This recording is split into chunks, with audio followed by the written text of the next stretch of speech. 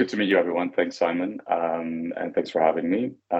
Just briefly on myself, my name is Engelaar. I'm the Senior Vice President here at Neara, heading up our European operations, and I'll be sharing a little bit more about one of our recent case studies, as I think it's quite relevant for the UK market and the European market more generally.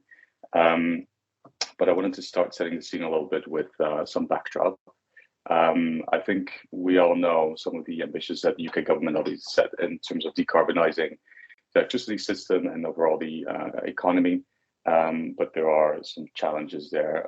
Most recently, the Climate Change Committee, for example, indicated that the lack of grid capacity is threatening those ambitions, where obviously the capacity of the grid will prevent renewable energy to be taken on to deliver actual energy to households.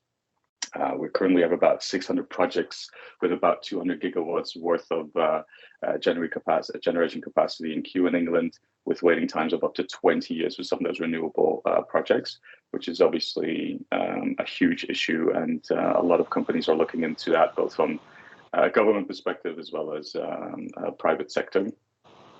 Currently, those constrained costs, so those are costs related to either energy not being allowed onto the grid and not being able to be stored, or vice versa, and not being able to be accessed, is about £62 million a day, totaling about £2 billion a year, which is actually something that goes back to the consumer as well as a cost, which is, I think, important to set the scene. A little bit more about Neara. Neara is a SaaS platform, a digital company developing digital twins, digital network models for electric utilities. So specifically those electric grids that we refer to.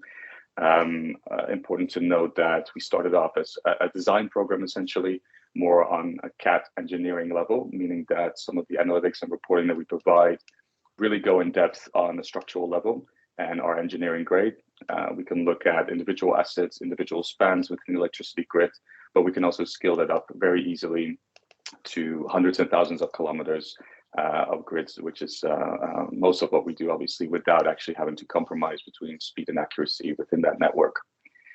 Founded in Australia, we currently have about 1 million kilometers of network already modeled on our platform, which is mostly in Australia and in the US, where we're active predominantly. We've only just expanded into Europe a few months back, but a lot of the use cases and credentials we can definitely deploy within these markets as well. So just setting the scene a little bit on what we do. So how do we create that digital twin? How do we create that digital network model? On the left-hand side, you see some of the data inputs, in the middle where the magic happens, and on the right-hand side, what we can actually do with that. I won't go into too much detail. If there's any questions, feel free to obviously put them forward. But generally speaking, we take LiDAR data and GIS data, so geospatial information, to create 3D models of the network. And then through that, we can actually unlock solutions that would help with operations, with CapEx investments, but also looking at, for example, grid resilience and allowing for more renewable energy onto the grid as well. So these are the 5 themes that we would work across. On the right-hand side, the ones that I would like to highlight most today, which is weather resilience and grid hardening. So how do we cope with changing environmental conditions? So if there's a flood, if there's storms, if there's wildfires, how does the network and the structural assets actually respond to that? What can we do with that to prevent outages, to make sure that customers can actually still access and have electricity on a daily basis? And then, as I mentioned on point 5, also how do we speed up decarbonization and access of renewable energy onto the grid by looking at grid capacity, expansion of the grid, and investments there. I'll probably won't bore you too much with all of these in detail, but what I wanted to highlight is, as I mentioned, a use case that we recently undertook with one of our clients in Australia called Essential Energy, which is the largest distribution network operator in the country, looking at about 160,000 kilometers. In comparison, for example, National Grid's distribution network is about 90,000 kilometers. And what we try to do is actually look at the capacity constraints. So what we found out is that due to operating capacity, due to constraints for operating temperature, for example, companies are restricted in the amount of current or electricity that they can run through the grid, which is called line rating as well. So the temperature that the lines can actually run in. by creating a digital twin of their entire network, we were actually able to figure out that by increasing the temperature, the current on the network, we could actually see that they could double the capacity of the actual grid without any additional investments. And I think that's important to note. It's really time consuming to plan, design, and execute a new transmission network or distribution network, making it very difficult to actually accelerate the access of renewable energy onto the grid as we currently are. So we have to really look at what the capacity of the current network is. And because of some of those assumptions being made on operating temperature, that, for example, has to do with the line sagging, so it could not create any fire hazard or any contact with buildings, roads, or people, obviously. There are very strict regulations around how those lines can be run. And we were able to simulate with different environmental conditions, both in terms of wind, temperature, the structural elements of the assets, including with the current going through the network. So let's say a wind farm is generating more energy than it would do on a normal day.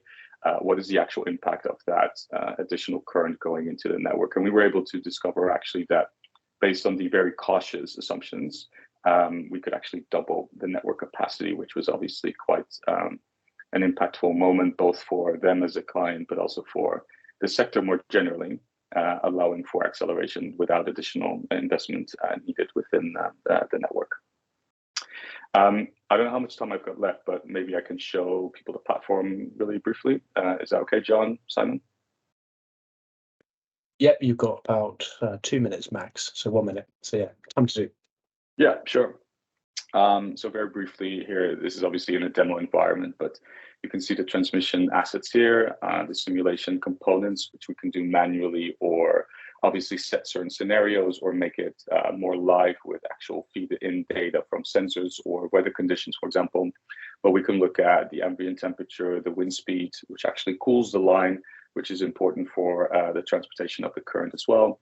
The wind direction, and if we would crank up, for example, the current, so the amps running through the lines, we could say on a windy day, for example, what does it actually do to the maximum operating temperature and how fast would the line, for example, heat up?